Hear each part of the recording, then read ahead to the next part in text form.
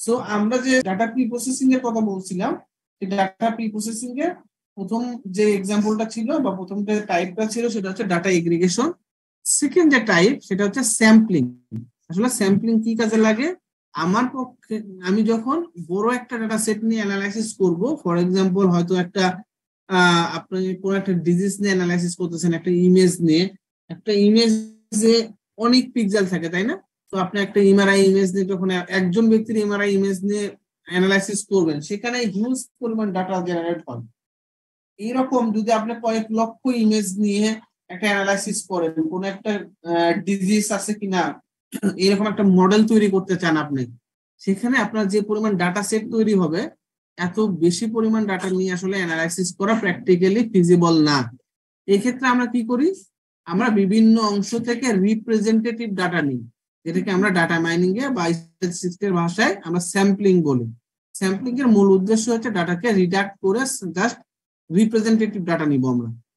তো স্যাম্পলিং এর এখানে মোটামুটি কয়েকটা টাইপের কথা বলা হয়েছে। প্রথম হচ্ছে সিম্পল র্যান্ডম স্যাম্পলিং এর উদ্দেশ্য, কনসেপ্টটা হচ্ছে আপনি ধরেন আপনার ডাটা আছে 1 লক্ষ, আপনি কোন একটা মেশিন লার্নিং মডেল তৈরি করতে চাচ্ছেন বা ডাটা মাইনিং মডেল তৈরি করতে চাচ্ছেন, সেখানে আপনি হয়তো 1000 ডাটা নিতে যাচ্ছেন। তাহলে সিম্পল র্যান্ডম স্যাম্পলিং এর কনসেপ্ট হচ্ছে আপনি ওই 1 লক্ষ থেকে ম্যাথমেটিক্যাল র্যান্ডমনেস ইউজ করে র্যান্ডমলি 1000 ডাটা পিক করবেন। আপনার মডেলটা র্যান্ডমলি ওই 1 লক্ষ থেকে 1000 ডাটা পিক করবে, সেটা সিম্পল র্যান্ডম স্যাম্পলিং এর কনসেপ্ট। এটার আবার দুইটা ক্যাটাগরি হতে পারে। একটা হতে পারে যে স্যাম্পলিং উইথ রিপ্লেসমেন্ট অথবা উইদাউট রিপ্লেসমেন্ট। যে ডাটা আপনার একবার পিক করা হয়ে গেছে, যদি আপনি উইদাউট রিপ্লেসমেন্ট কনসেপ্ট চিন্তা করেন, তাহলে ওই ডাটা সেকেন্ড টাইম আসারও একটা সম্ভাবনা থাকবে, তাই না? একই ডাটা, ধরেন আমার ক্লাসে 100 জন স্টুডেন্ট আছে বা আমার ডিপার্টমেন্টে, এই 100 জন স্টুডেন্টকে আমি প্রত্যেকটা জেলা ওয়াইজ স্যাম্পল নিতে চাচ্ছি। 64 জন স্টুডেন্টকে পিক করতে যাচ্ছি, প্রত্যেকটা জেলা থেকে যেন একজন করে থাকে। এখন আমি যদি এখানে র্যান্ডমলি পিক করি, এমন হতে পারে যে একই জেলা থেকে 2 জন আসবে, আবার কোনো জেলা মিসিংও হয়ে যেতে পারে, তাই না? সো এটা একটা এমনি সিম্পল র্যান্ডম স্যাম্পলিং এর কনসেপ্ট, যে আমি র্যান্ডমলি 64 জন সিলেক্ট করলাম। খুব বেশি পসিবিলিটি নাই যে এখানে 64 জনই আসলে আলাদা আলাদা ডিস্ট্রিক্ট থেকে আসবে। এর পরিবর্তে আমরা কি করতে পারি? স্ট্র্যাটিফাইড স্যাম্পলিং ইউজ করতে পারি। স্ট্র্যাটিফাইড স্যাম্পলিং হচ্ছে আমার ইন্টারেস্ট অনুসারে আমি প্রথমেই আলাদা করে ফেলবো, যে আমি আমার আইটিতে হয়তো 300 স্টুডেন্ট আছে, 300 স্টুডেন্টকে আমি আগে থেকেই বলবো যে তোমরা 64টা গ্রুপে ভাগ হয়ে যাও। তোমরা আগে থেকেই 64টা গ্রুপে ভাগ হয়ে যাও, প্রত্যেকটা জেলার স্টুডেন্টরা এক জায়গায় বসো। এরপরে আমি কি করলাম? র্যান্ডমলি প্রত্যেকটা জেলা থেকে ওই যে কয়জন আছে তার মধ্যে থেকে একজনকে পিক করলাম। তো এই কনসেপ্টটা হচ্ছে স্ট্র্যাটিফাইড স্যাম্পলিং, যে আমি আগে প্রথমে সেভারাল পার্টিশনে ডাটাটাকে ভাগ করে নিলাম, তারপরে সেখান থেকে প্রত্যেকটা পার্টিশন থেকে র্যান্ডমলি একটা করে বা আমার যে কয়টা প্রয়োজন সেই কয়টা স্যাম্পল পিক করলাম। এটা হচ্ছে স্ট্র্যাটিফাইড স্যাম্পলিং কনসেপ্ট। এখন কথা হচ্ছে, আপনার যদি আমি যে এক্সাম্পলটা বললাম যে আমার 300 জন স্টুডেন্ট আছে, আমি চাচ্ছি 64টা জেলা থেকে একজন করে আমি পিক করতে চাই। আমার মিনিমাম কতজনকে পিক করতে হবে? 64 জন স্টুডেন্ট, আমি র্যান্ডমলি 64 জনকে নিব, এবং আমি চাই প্রত্যেকটা জেলার একজন করে যেন রিপ্রেজেন্টেটিভ থাকে। আমি মিনিমাম কতজন স্টুডেন্ট সিলেক্ট করলে প্রতিটা জেলায় একজন করে পাইতে পারি? 64 স্যার। মিনিমাম আমাকে 64 পিক করতে হবে, ইউনিক নিতে হবে স্যার। এখন না, আমি তো র্যান্ডমলি যখন পিক করব আমি তো তখন ইউনিক নিতে পারবো না। আমি বলতেছি মিনিমাম, মানে আমি যদি খুবই লাকি হই, যে আমি এমন হতে পারে যে আমি মনে করেন আমার কাছে 300 জন স্টুডেন্টের রোল আছে, কিন্তু তাদের কোনো জেলা নাই আমার ডাটা সেটে। আমি চাচ্ছি ওই 64 জন থেকে 300 জন থেকে আমি 64 জন পিক করব, জাস্ট রোল দেখে দেখে তাদের সিলেক্ট করব, এবং 64 জন আলাদা আলাদা ডিস্ট্রিক্টের হবে। এটার পসিবিলিটি কেমন বলেন তো? প্র্যাকটিক্যালি যদি আমরা বলি, আমি না জানে 64 জন পিক করব, 64 জনই আলাদা আলাদা ডিস্ট্রিক্টের হয়ে যাবে, এটার পসিবিলিটি ম্যাথমেটিক্যালি কেমন হতে পারে বা স্ট্যাটিস্টিক্যালি? জিরোর কাছাকাছি, তাই না? 64 জন নেব, 64 জনের ডিস্টিংক্ট হবে 300 জনের মধ্যে, এটার আসলে পসিবিলিটি অলমোস্ট জিরোর কাছাকাছি। আমি যদি 64 না নিয়ে হয়তো 128 জন নেই, তাহলে পসিবিলিটি আরো বাড়বে।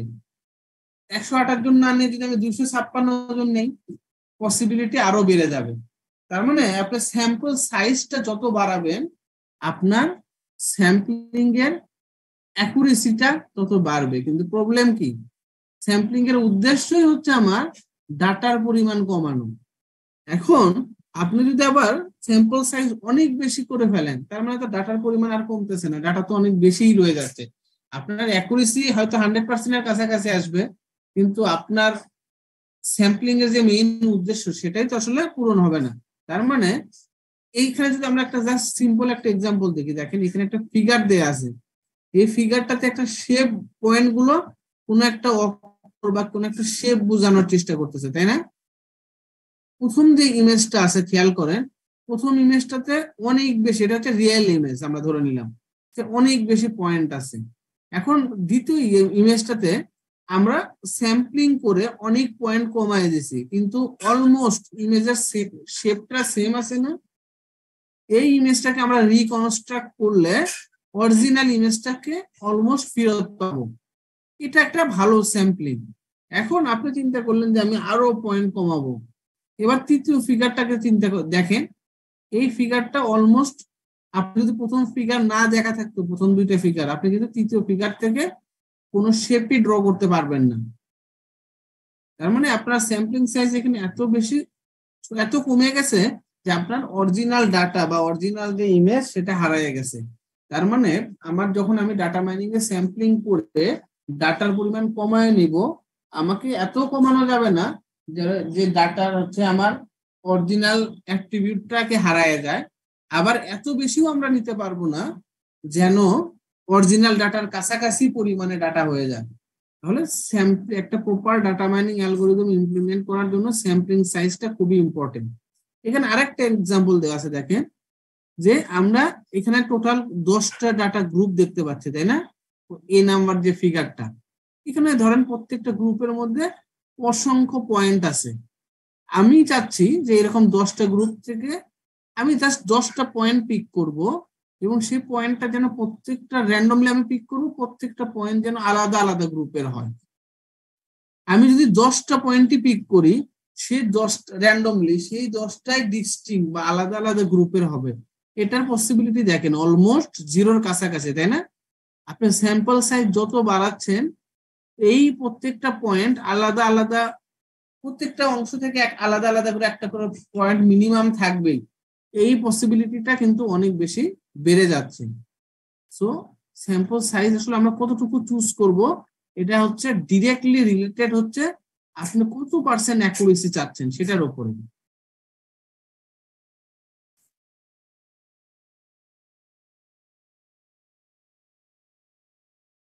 এই জন্য আমরা মূলত ডাটা মাইনিং বা মেশিন লার্নিং অ্যালগোরিদম গুলোতে প্রোগ্রেসিভ স্যাম্পলিং ইউজ করি। প্রোগ্রেসিভ স্যাম্পলিং এর কনসেপ্টটা কি, যে ধরেন আপনি নতুন একটা মেশিন লার্নিং মডেল তৈরি করতেছেন, যে কি করে করতে পারবে, যে কোভিডে মানে একজন ব্যক্তি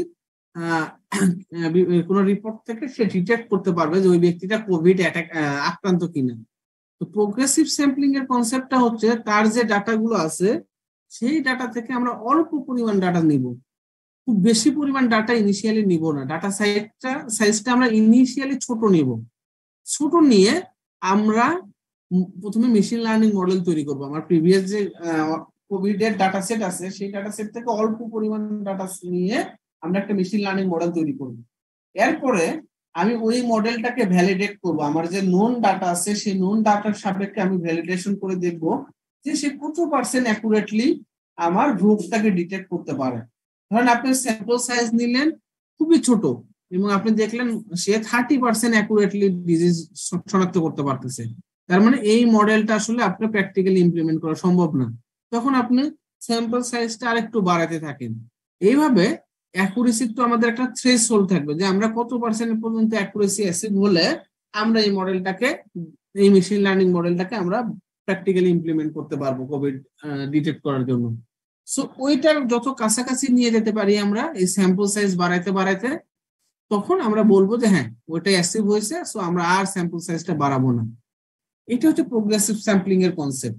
এই প্রোগ্রেসিভ স্যাম্পলিং এর টার্মিনেটিং আরেকটা কন্ডিশন হতে পারে যে আপনি চাচ্ছেন যে আমি কোভিড ডিটেক্ট করার জন্য 98% পর্যন্ত অ্যাকুরেসি চাচ্ছি, যে আমার মডেলটা যেন 98% অ্যাকুরেটলি কোভিড ডিটেক্ট করতে পারে।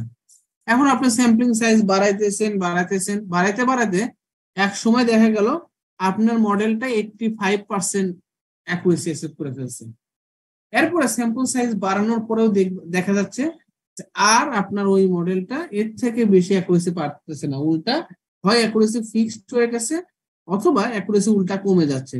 এটাকে আমরা বলি হচ্ছে লেভেল অফ পয়েন্ট, যে পয়েন্টের পরে যায় আর আপনি স্যাম্পলিং সাইজ বাড়ানলেও আমার অ্যাকুরেসিটা বাড়ে না, ওই পর্যন্ত যে আমরা স্যাম্পলিংটাকে স্টপ করে দিই।